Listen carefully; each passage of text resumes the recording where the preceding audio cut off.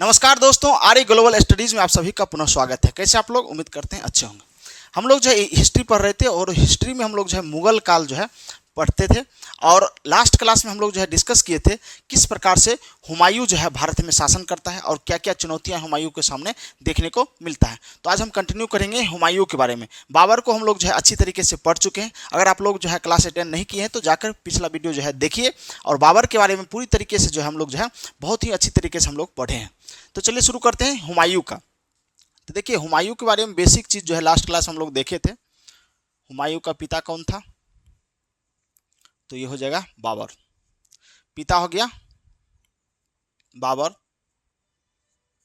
पिता का अगर नाम आएगा तो बाबर, और माता का जब नाम आएगा तो माहम बेगम। माहम बेगम। देखिए बाबर जो है, अगर पत्नी की बात करेंगे तो बाबर के पास बहुत सारी पत्नियां थी, लेकिन हम वही पत्नी की बात हम करेंगे जिसका संबंध जो है हुमायूं से है, क्योंकि हुमायूं अगला शासक है। देखिए इतिहास में पढ़ना बहुत कुछ है, लेकिन क्या पढ़ना है और क्या नहीं पढ़ना है ये बहुत ही ज़रूरी चीज़ है, क्योंकि आपको जो है इसमें जो है पूरा पूरा जो है पीएचडी नहीं करना है हिस्ट्री में। आपको हिस्ट्री उतना ही पढ़ना है जितना आपके लिए फ़ायदेमंद है, और आपके कोई भी गवर्नमेंट एग्जाम का प्रिपरेशन करते हैं तो उसका सिलेबस जो भी है उसके अकॉर्डिंग आपको पढ़ना पड़ेगा। इसलिए टू द पॉइंट पढ़िए ताकि जो है आपका एग्ज़ाम निकल सके और आप जो है एक अपने जो सपना जो लिए हुए हैं आप अपने आप को कि हमको ये करना है वो आपको प्राप्त हो सके। तो देखिए बाबर जो था वो पानीपत का युद्ध हुआ, उसके बाद जो है मुगल काल जो हम पढ़ते हैं मुगल वंश उसकी स्थापना किया।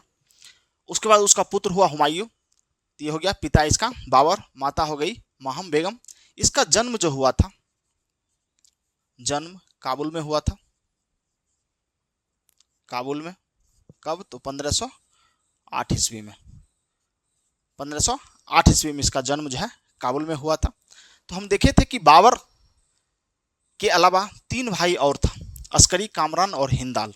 इन तीनों को जो है बराबर बराबर भागों में जो है साम्राज्य का बंटवारा जो है हुमायूं के द्वारा किया गया था, और ये सबसे बड़ी भूल थी हुमायूं की।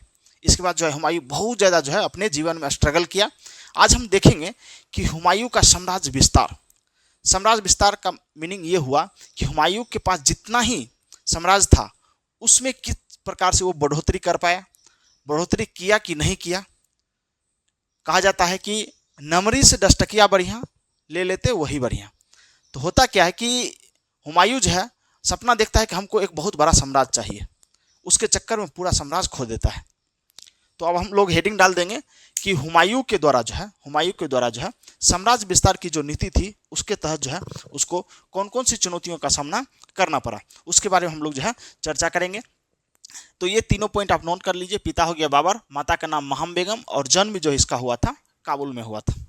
चलिए अब हम लोग हेडिंग डालेंगे कि हुमायूं के द्वारा जो है कौन कौन सा युद्ध लड़ा गया था, या कह सकते हैं साम्राज्य विस्तार। साम्राज्य विस्तार, साम्राज्य विस्तार। जब साम्राज्य विस्तार करिएगा, जैसे राम भगवान ने रामायण में अपने साम्राज्य की विस्तार करने के लिए जो है अश्वमेध यज्ञ जो है किया था, और उन्होंने जो है एक घोड़ा छोड़ा था, और उसी घोड़ा को जो है किसने पकड़ा था? लव और कुश ने। तो अश्वमेध यज्ञ के बाद जब घोड़ा पकड़ा जाता है, जो व्यक्ति पकड़ता है उसको युद्ध करना पड़ता है, जिसने यज्ञ किया है और जिसने यज्ञ करके उसके बाद घोड़ा छोड़ा है। तो आपको पता है रामायण में क्या क्या घटना घटी थी। चलिए, तो उसी प्रकार से साम्राज्य विस्तार की नीति जो है हुमायूं ने अपनाया।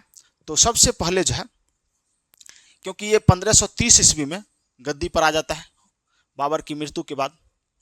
जैसे ही 1530 ईस्वी में गद्दी पर आता है तो कोई राजा जब अपना जो है साम्राज्य स्टार्ट करता है चलाना, तो उसके बाद चाहता है कि हमारे पास जो है बहुत से ज़्यादा जो है साम्राज्य हमारे अंदर आ जाए, दूसरे राज्यों को जितना प्रारंभ कर देता है।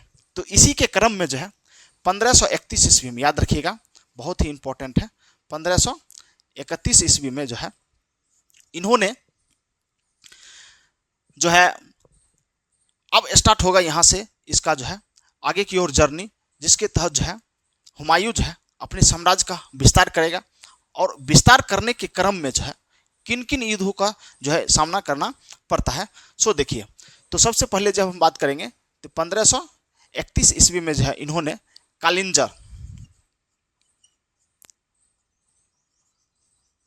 का किला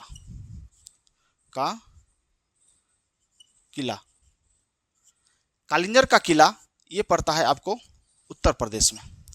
कालिंजर का किला, यहाँ का शासक था प्रताप रुद्रदेव।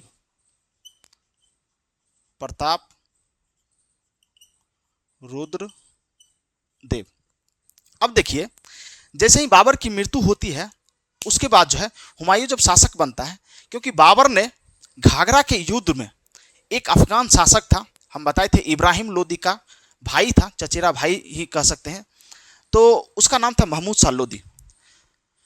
जैसे ही बाबर की मृत्यु हुई, हुमायूं के पीछे पड़ गया, हाथ धोकर पीछे पड़ गया और देखता था कि किधर किधर हुमायूं जाता है उधर अपनी सेना लेके आ जाता था चुट्टा। क्योंकि बदला जो होता है ना वो कभी पूरा नहीं होता है, इसलिए बदला की भावना में वो जल रहा था कि हमको जो है बाबर ने पराजित किया, हम उसके बेटे को पराजित करेंगे और साम्राज्य को जो है अधिकार कर लेंगे, उसके साम्राज्य पर हम अधिकार कर लेंगे। तो प्रताप रुद्रदेव कालिंजर का शासक हुआ करता था और कालिंजर की किला को जो है जीतने के लिए जो है हुमायूं अपनी सेना लेकर आ गया।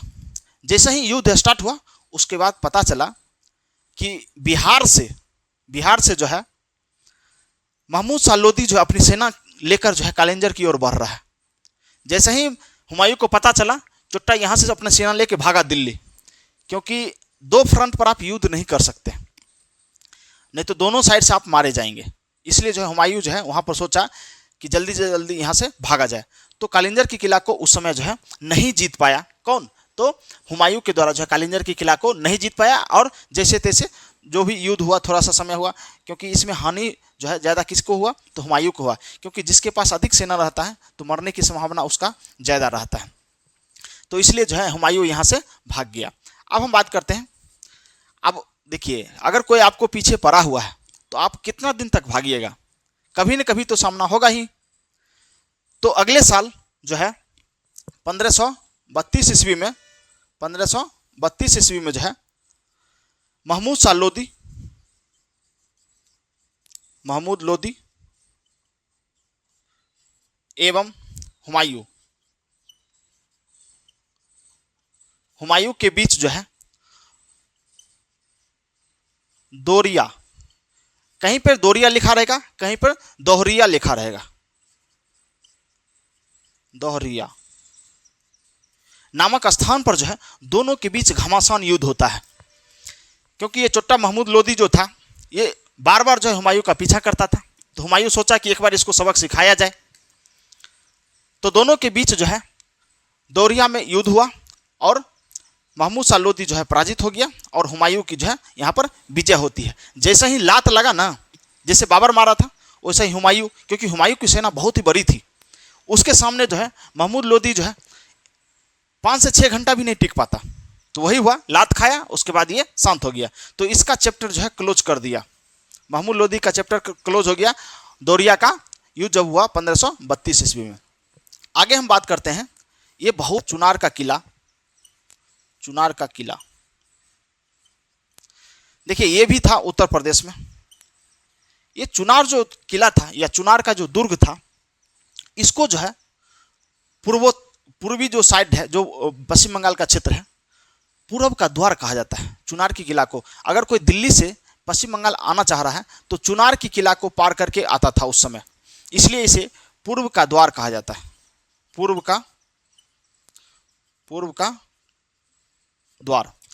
का द्वार के नाम से जाना जाता था। चुनार की किला पर जिसका अधिकार हो जाता था वो आसानी से बंगाल जाकर और आक्रमण कर सकता था। तो यही हुआ, चुनार दुर्ग जो था, चुनार दुर्ग, तो चुनार दुर्ग को जो है बहुत दिनों तक जो है घेरे रहा, लगभग जो है 4 महीने तक जो है हुमायूं के द्वारा चुनार की किला को घेरे रहा। लेकिन चुनार का दुर्ग जो था वो था बिहार के शासक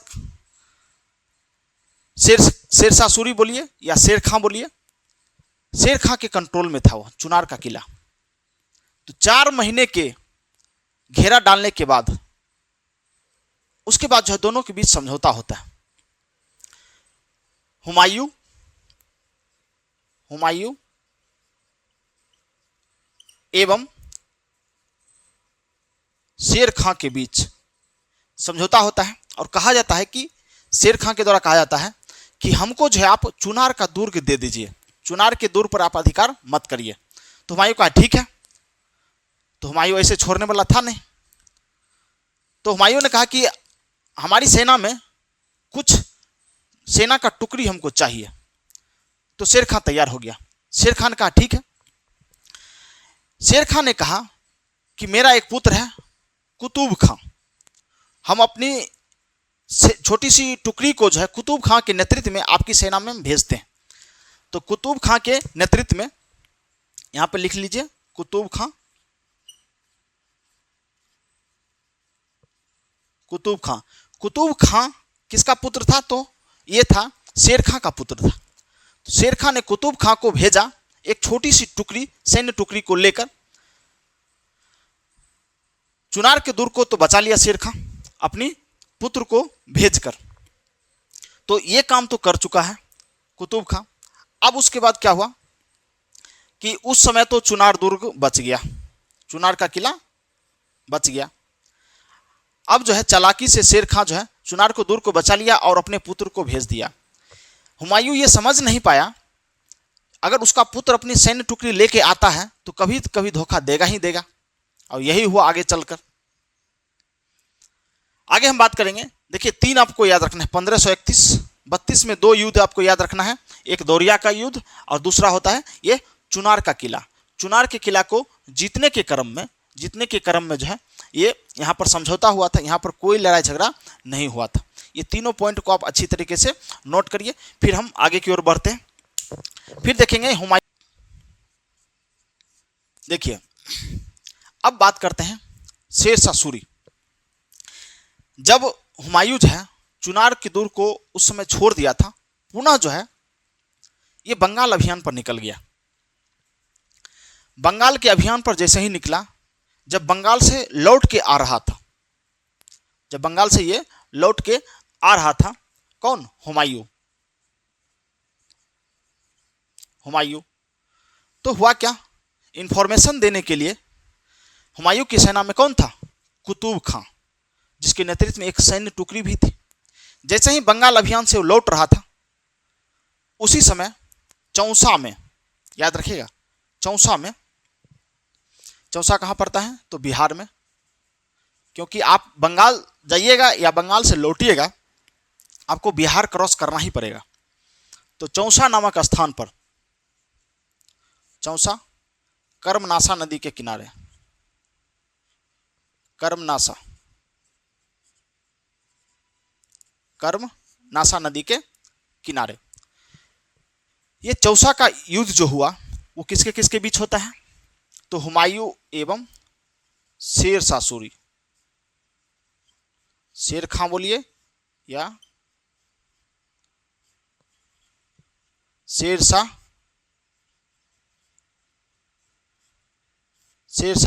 सूरी के मध्य जो है ये चौसा का युद्ध जो है लड़ा जाता है।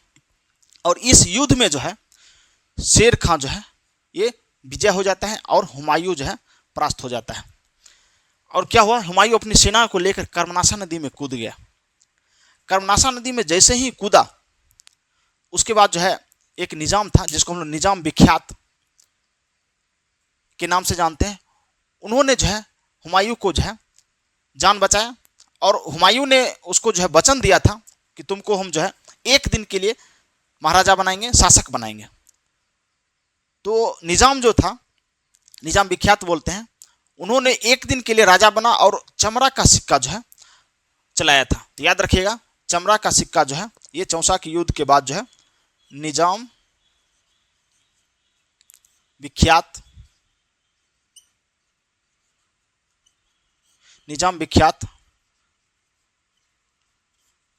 चमड़ा का सिक्का जारी किया था। ये याद रखिएगा कि चमड़ा का सिक्का भारत के इतिहास में एक ही व्यक्ति था जिन्होंने चमड़ा का सिक्का जो है जारी किया था, और वो कौन था? निजाम विख्यात। या कभी कभी जो है गश्ती भी कहा जाता है, क्योंकि इन्होंने जो है जान बचाया था हुमायूं को। तो हुमायूं ने एक दिन के लिए इसको राजा बनाया था और साथ ही साथ जो है चमड़ा का सिक्का भी जारी किया था। तो याद रखिएगा, चौसा का युद्ध जो है किसके किसके बीच हुआ था? तो चौसा का युद्ध जो होता है वो होता है आपको हुमायूं और शेरशाह सूरी के बीच होता है। आप लोग जो है कन्नौज या बिलग्राम, कन्नौज या बिलग्राम, ये युद्ध हो जाता है 1540 ईस्वी में, और चौसा का युद्ध जो था ये हो जाएगा 1539 ईस्वी में, 1539 ईस्वी में। तो कन्नौज और बिलग्राम का युद्ध जो हुआ, अब हुआ क्या कि जब हुमायूं कमजोर पड़ने लगा तो इसने जो है अपने भाई से मदद मांगा, क्योंकि जब हुमायूं जो है अपने साम्राज्य का बंटवारा किया था तो कामरान को जो है काबुल और कंधार का क्षेत्र दिया था। तो कामरान से सहायता मांगा हुमायूं कि हमको मदद करो ताकि हम शेरशाह सूरी को पराजित कर सके। तो उधर से कामरान आया और हुमायूं की सेना आई, और इधर से जो है शेरशाह सूरी की सेना गई, और कन्नौज जो वर्तमान में लखनऊ कहा जाता है, लखनऊ का क्षेत्र जो है उत्तर प्रदेश में, तो वहाँ पर जो है कन्नौज में दोनों के बीच घमासान युद्ध हुआ। हुमायूं एवं शेर खां, हुमायूं एवं शेर खां के बीच जो है बिलग्राम यानी कन्नौज का युद्ध होता है, जिसमें हुमायूं पराजित होता है, पूरी तरीके से पराजित। कौन जीतता है? तो शेर खां। शेर खां यहाँ पर जो है विजय हो जाता है, और यह युद्ध जो था निर्णायक युद्ध था, और सबसे बड़ी हार हुमायूं के जीवन का था। हुमायूं पूरी तरीके से परास्त हो चुका था, और शेरशाह सूरी जो बिहार का शासक था उन्होंने जो है दिल्ली पर अधिकार कर लिया, और 1540 से लेकर 45 तक 5 वर्षों तक जो है दिल्ली की गद्दी पर जो है एक छत्र शासन किया। और उसके बाद जो है हुमायूं जो है यहाँ से निर्वासित जीवन यानी यहाँ से प्रस्थान कर गया। ये जो है अफगानिस्तान ईरान तक पहुँच गया भटकते भटकते, क्योंकि इसका साम्राज्य जो है छीन लिया गया।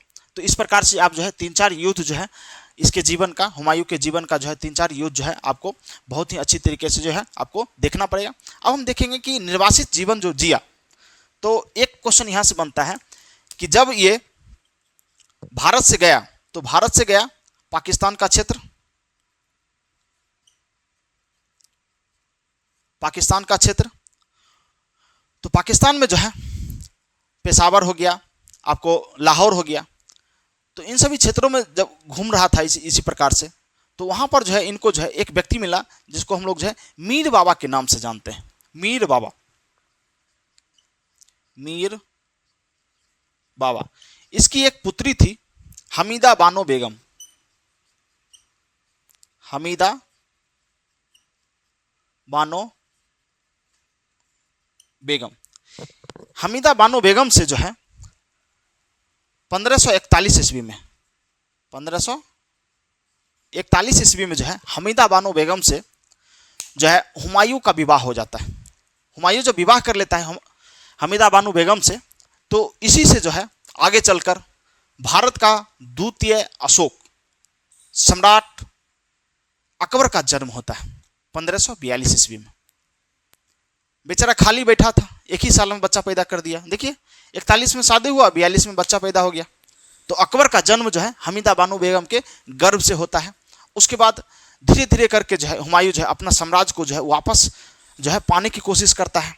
काबुल, कंधार, लाहौर, पेशावर, इन सभी क्षेत्रों को जीतते हुए भारत की ओर फिर से प्रस्थान करने शुरू कर देता है, क्योंकि उसको पता चल जाता है कि जो है कालिंजर की किला को जीतते हुए शेरशाह सूरी की मृत्यु हो जाती है। उसके बाद जो है हुमायूं वापस जो है भारत की ओर प्रस्थान करने लगता है।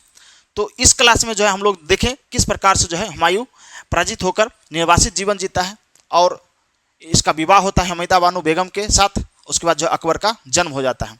अगले क्लास में हम लोग देखेंगे कि फिर से जो है वापस हुमायूं किस प्रकार से जो है दिल्ली की गद्दी पर आसीन होता है, उसकी चर्चा हम लोग अगले क्लास में करेंगे।